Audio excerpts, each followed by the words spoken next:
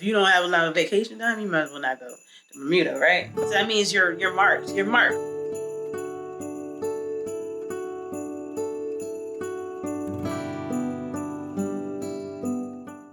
Hello Explorers, Kid Explorer here, and I'm back with another video.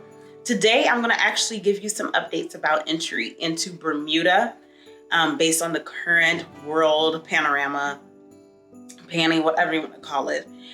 But I'm going to give you an update on that. And I wanted to give you an update because it's been a little over a year since I went, and I want to see how things have changed since I went to Bermuda and what measures they have in place. Because if you have traveled outside of the country at least twice, I would say, you will know that every country has different policies. So I really want to see how things have changed with Bermuda since vaccinations are, I wouldn't say widely available, because they are not widely available around the world, but I would just say since vaccinations have came into play, because this time last year we weren't in vaccination status, right? So let's get into it. But first, if you have not already, make sure you hit the subscribe button down below and notification bell right next to it so you'll be notified when all of my videos are released. Videos are released on Tuesdays and Thursdays, and I talk about all things travel photography and the environment. And not to mention, I am participating in Vlogmas, so you'll see videos from me all the way through December 25th, 2021. Now let's get into this update. So I have my handy dandy phone here because I want to make sure I tackle everything. So during this section where I'm getting the updates, I'm going to talk about what the current updates are, and I'm going to talk about what I had to do when I went, just to compare and just to discuss what's different and what you need to know now. So let me scroll on down. It looks like the last update was from September 26, 2021. And this is in relation to travelers who are not vaccinated. So mind you, when I went in November of 2020, vaccination status wasn't in the play. So there was no differentiation between vaccinated and unvaccinated travelers when I went. And it says if you are not vaccinated, you must complete a mandatory 14-day quarantine at an accommodation of their choice, or at a home or some other type of accommodation. And that did not happen. Obviously, I was not vaccinated when I went in November 2020. You had to quarantine up to about 24 hours or up until you received your negative COVID test.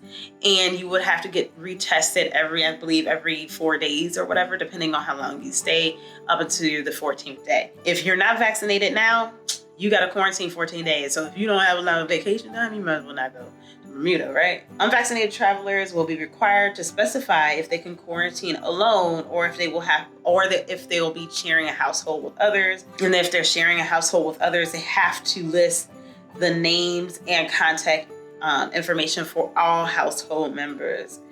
And all adult members of the household will be contacted and asked to sign a waiver agreeing to the quarantine with the traveler, to wear a red wristband during their quarantine, and to get tested 14 days after the traveler's arrival to Bermuda.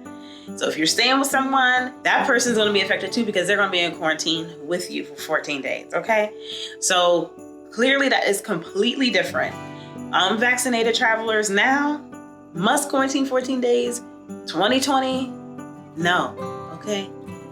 Just completely different, okay? So what if you are vaccinated? Obviously, this definitely was not in place in November 2020, so this is completely different than when I traveled there. And this policy's been in place since August 23rd, 2021. And so if you are vaccinated, you'll be giving a red wristband. So they mention these red wristbands because you get it if you're unvaccinated or vaccinated. There was no type of wristbands given in 2020, nothing. I think they may have been testing out an app or something like that when I went, but that was it. For vaccinated travelers, you'll get a red wristband upon travel, and vaccinated travelers with a pre-test. So that means you got a COVID test before you went and it was negative. You must wear it until you receive a negative COVID test upon arrival. So just to note, when I went to Bermuda last year, you had to take a PCR COVID test and get it negative before you departed. I believe it was within 3 days. And then you had to take one again upon landing at the airport. They had a booth set up right as you were were exiting the airport where you had to get your test taken. Back to what is currently going on. So you wear the red wristband until you get a negative arrival test. If you are a vaccinated traveler and you did not have a pre-test, you must wear it until you receive the negative result on day 4. So that means you're marked. You're marked with a red wristband for 4 days, but it doesn't say anything about being in quarantine, okay? If you are an unvaccinated child traveling with a parent or guardian who is vaccinated, they will be given a red wristband upon arrival, which must be worn until receiving their negative day 4 test result. And then children under age of 2 do not need to have a COVID-19 PCR or antigen test or a travel authorization to Bermuda. So also to note, you still have to apply and complete a Bermuda COVID-19 travel authorization form within 1 to 3 days prior to arriving in Bermuda.